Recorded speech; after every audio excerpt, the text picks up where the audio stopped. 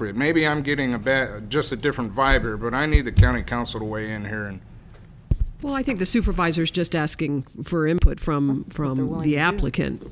But to the extent that, can the board require as a condition that the applicant comply with an ordinance we don't have in effect? No, we can't do that. But I don't see anything wrong with her just asking the questions and getting input from them. But in terms of requiring as a condition that they comply with something, we're not in a position to do that, and that wouldn't be appropriate. Okay. Does that conclude your report? I believe it does for now. Okay. Thank you. Supervisor Koufax. Brian, I wonder if I could ask you, the chair has just mentioned he had a bad taste kind of come up in his mouth. I was a little ahead of you on that. I know it's meant in the best way. I know you well enough to know that you would not do so cynically or inappropriately. But I'm a little bit concerned here about this idea that somehow by making a house available, I initially thought, he was going to give him one of those 16 or 18 houses to the sheriff. Good deal. But the other side of it is that's essentially making distribution of our resources, our sheriff deputy resources around the county, contingent upon whether or not a developer can come in and say, hey, I'm going to give you 18 I want 18 houses, but we'll give you a place maybe down the road a little bit. But in return for that, we'll get a deputy in our town. That's not the way we operate. We still have to pay that deputy, okay? And that means that deputy is taken from somewhere else because we're not expanding our deputy force.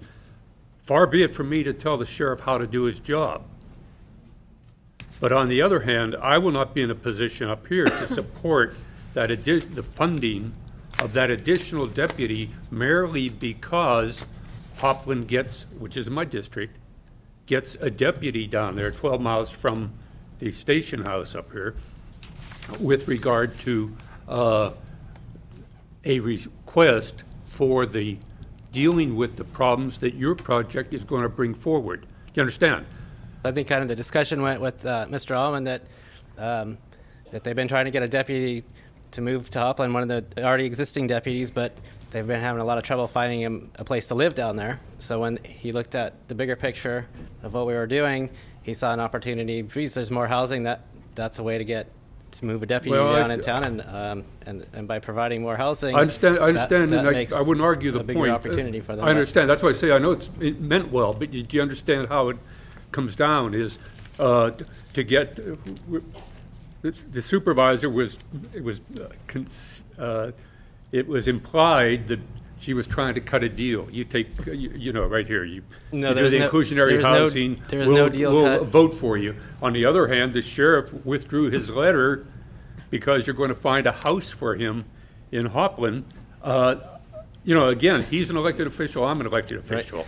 But I'm just saying that.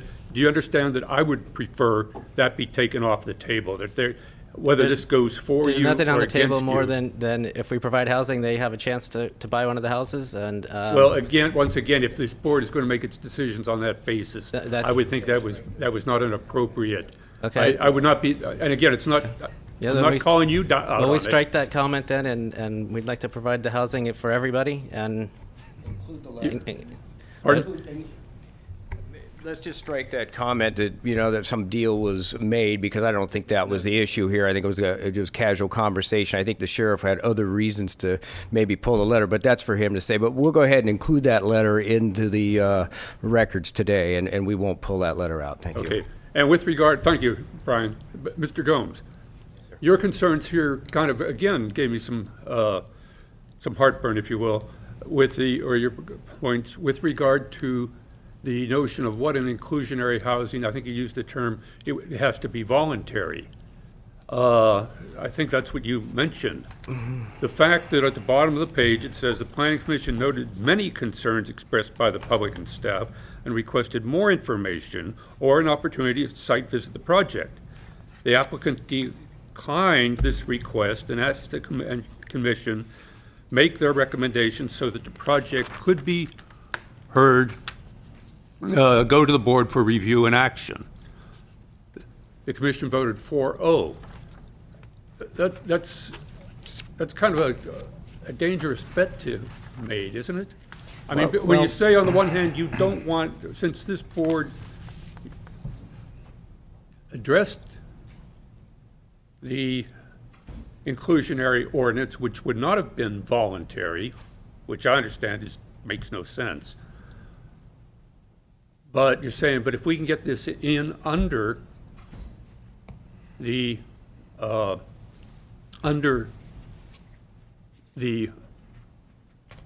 current board, which has essentially three more weeks to run. Well, does that explain why you're concerned about getting this through now rather than January the 14th? Well, sir, it has nothing to do with that inclusionary ordinance and try to get in and beat some ordinance, okay? I've been involved in real estate since I was 19 years old. I've been a licensed contractor since 1977. I've had a few minor subdivisions. I've had one major subdivision. And in the history, I can only recall one time that the Planning Commission voted for any project that I ever had before them. And they're a different organization than this board seems to be. And so I've had poor history with them. I don't believe they understand all the things. And really, I look to this board as having a greater knowledge, and their better decision making is done here. And that's why I wanted to be here, this board, but not just this board, but this thing has been going on. This is the second map that we've tried to do. The first one, the county said, well, you got to subtract 20% from your acreage before you can develop how many lots are going to be there. That is an unwritten, nowhere to be found rule that they apply. Okay. If you look at our project, it has less than 20% for easements, and which is what they were referring to, that you must subtract from your acreage. So we've been in process quite a long time with this, and I think that this should have been heard in the middle of the year. We put this application in July of '07, okay? And the number is 1-07. It's the only one they were dealing with. And now we're here.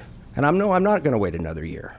But it's not being critical of the process here. It takes a long time, and I think that some of these commenting agencies like Water Resources coming on October 28th of '08 and commenting, where were they a year before? If they want to ask me for mitigation, I'm willing to give it if it's deserved. But I'm not going to sit there and have somebody put a letter here in the last minute. So you see that the process has just gone on way too long, and I think that this board, it's been under their time frame. I think it was the applicant came in here in July of '07. It deserves to get voted by the board and the rules that were established that day that we put the application in. So I'm not trying to hide something here. So you wouldn't be concerned if this supervisor, district supervisor, would say, well, let's delay this into next month when we have a few of these questions a little better resolved and come back to us in January. You wouldn't have any problems with that whatsoever, would you? Oh, yes, I do. I think all the questions have been answered. I think all of the evidence is here. We did an extensive environmental assessment report.